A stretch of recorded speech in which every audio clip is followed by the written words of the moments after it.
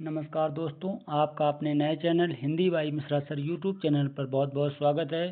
दोस्तों, आप लोगों को पता ही होगा कि हमने प्रीवियस ईयर क्वेश्चन की टॉप 20 कर्तव्य सीरीज स्टार्ट कर दी है। आज हमारी 12वीं क्लास है। इसके पहले 11 क्लासें हो चुकी हैं। अगर आप सभी ने अभी तक क्लासें नहीं ली हैं तो क्लासें प्ले लिस्ट में पड़ी हुई हैं, वहाँ से आप क्लासें देख सकते हैं। तो चलते हैं, आज की क्लास स्टार्ट करते हैं। ये रहा कल का क्वेश्चन जो हमने पूछा था, भूतकाल के कितने वेद होते हैं। भूतकाल के कितने वेद होते हैं? भूतकाल के 6 वेद होते हैं। कितने? 6। कौन कौन से?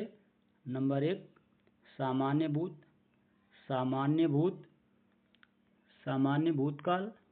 नंबर 2 आसन्न भूतकाल, आसन्न भूतकाल। और नंबर 3 अपूर्ण भूतकाल, अपूर्ण भूतकाल। नंबर 4 पूर्ण भूतकाल, पूर्ण भूतकाल।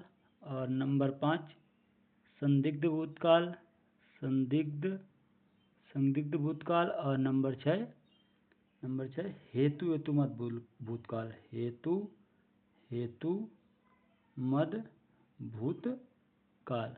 ये भूतकाल के 6 वेद होते हैं। तो चलते हैं, आज क्लास स्टार्ट करते हैं। ये रहा आज का पहला क्वेश्चन। तल्लीन शब्द का संधि विच्छेद क्या होगा? तल्लीन शब्द का संधि विच्छेद क्या होगा? इसका संधि विच्छेद करने पर क्या होगा?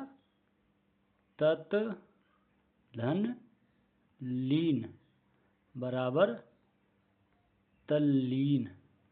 ये कौन संधि है? ये व्यंजन संधि है, व्यंजन संधि है। तो इसका सही आंसर क्या होगा? तत् धन लीन। तो चलते हैं नेक्स्ट क्वेश्चन की ओर। शुद्ध वर्तनी का चयन करें। इसमें किसकी वर्तनी शुद्ध लिखी है? रासायनिक की कौन सी वर्तनी शुद्ध है? रासायनिक, ये गलत लिखा है। रासायनिक, ये भी गलत लिखा है। रासायनिक, ये भी गलत लिखा है। रासायनिक, ये बिल्कुल सही लिखा है। चलते हैं नेक्स्ट क्वेश्चन की ओर। पत्थर की लकीर होना मुहावरे का अर्थ क्या होगा? पत्थर की लकीर होना मुहावरे का सही अर्थ क्या होगा? कठोर होना, ये नहीं होगा। कठिन होना, ये भी नहीं होगा। मिट जाना, ये भी नहीं। अमिट होना। पत्थर की लकीर जिसे मिटाया ना जा सके, अमिट होना, एक जगह डिग के खड़े रहना। चलते हैं नेक्स्ट क्वेश्चन की ओर। निम्नलिखित में से तालव्य ध्वनि है। इसमें तालव्य ध्वनि कौन सी है? सा तालव्य ध्वनि है। कैसी ध्वनि है? सा तालव्य ध्वनि है। का कंठ ध्वनि है, कंठ से। टा मूर्धा है। कैसी है? मूर्धा। और ता दंतोष्ट है। कौन सी? दंतोष्ट। तो चलते हैं नेक्स्ट क्वेश्चन की ओर।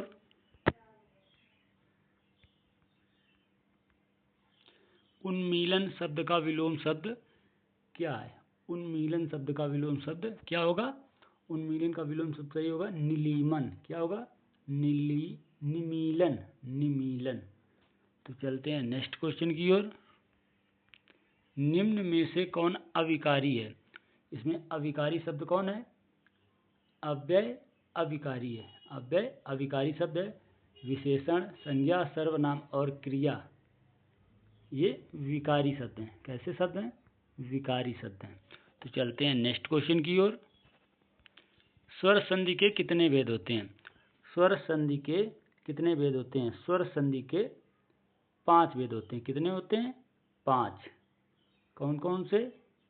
नंबर 1 दीर्घ, दीर्घ स्वर संधि, स्वर संधि। नंबर 2 गुण स्वर संधि, गुण स्वर संधि। नंबर 3 वृद्धि स्वर संधि, वृद्धि स्वर संधि।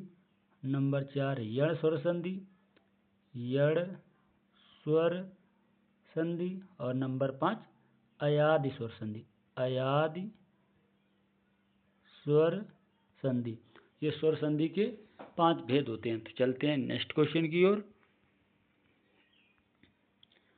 को और के लिए किस कारक के चिन्ह है?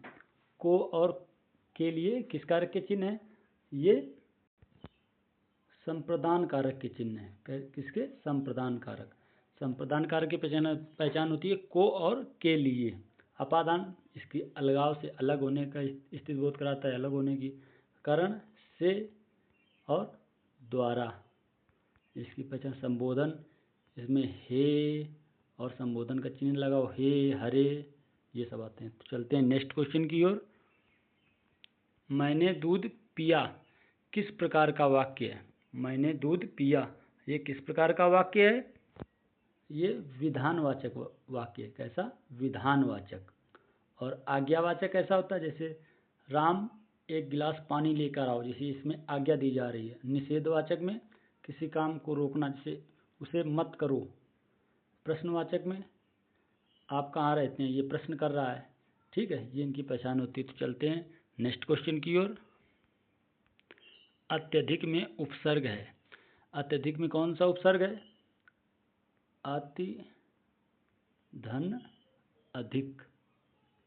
अधिक बराबर अत्यधिक।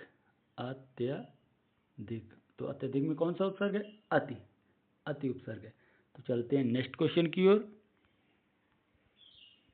निस दिन बरसत नयन नयन हमारे, इस पंक्ति के रचनाकार कौन है? इस पंक्ति के रचनाकार सूरदास जी हैं। कौन से हैं? सूरदास जी। तो चलते हैं नेक्स्ट क्वेश्चन की ओर। किस कवि को कवियों का कवि कहा जाता है? किसे कवियों का कवि कहा जाता है? शमशेर बहादुर सिंह को कवियों का कवि कहा जाता है। तो चलते हैं नेक्स्ट क्वेश्चन की ओर।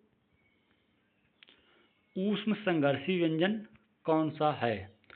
ऊष्म संघर्षी व्यंजन कौन सा है? इसमें ऊष्म संघर्षी व्यंजन रा नहीं है, ला नहीं है, वा भी नहीं है, का भी नहीं है। इसमें कोई भी ऊष्म संघर्षी व्यंजन नहीं है। ऊष्म संघर्षी व्यंजन कौन कौन से होते हैं? ऊष्म संघर्षी व्यंजन 4 होते हैं। कौन कौन से? सा, सा और सा और हा, ये ऊष्म संघर्षी 4 व्यंजन होते हैं। तो इसका सही आंसर क्या होगा? ये 4, सा, सा, सा, हा, ये ऊष्म संघर्षी व्यंजन होते हैं। तो चलते हैं नेक्स्ट क्वेश्चन की ओर। इनमें से विवरण चिन्ह कौन सा है? इसमें विवरण चिन्ह कौन सा है? ये विवरण चिन्ह। कौन सा? विवरण चिन्ह। विवरण चिन्ह, विवरण चिन्ह, ये उपविराम है। कैसा है? उपविराम। उपविराम, उपविराम है। ये विस्मयादि बोधक है। विस्मयाद बोधक। और ये प्रश्नवाचक, प्रश्नवाचक चिन्ह। तो चलते हैं नेक्स्ट क्वेश्चन की ओर। भारत के सम भारत हैं में कौन सा अलंकार है?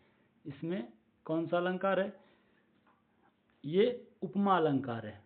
कौन सा अलंकार? उपमा। उपमा अलंकार में वाचक शब्द लगे होते हैं सा, सी, सम, समान। इसमें वाचक शब्द लगे होते हैं। तो चलते हैं नेक्स्ट क्वेश्चन की ओर। अर्धसम मात्रिक जाति का छंद कौन है? अर्धसम मात्रिक जाति का छंद कौन सा है? छंद कौन है? इसमें अर्धसम मात्रिक जाति का छंद कौन है? दोहा। दोहा अर्धसम मात्रिक छंद है। तो चलते हैं नेक्स्ट क्वेश्चन की ओर। सरीखा शब्द में विशेषण है। सरीखा शब्द में कौन सा विशेषण है? गणनावाचक नहीं है, क्रमवाचक नहीं है, समुदायवाचक नहीं है। इसमें गुणवाचक विशेषण है। कौन सा विशेषण है? गुणवाचक। तो चलते हैं नेक्स्ट क्वेश्चन की ओर।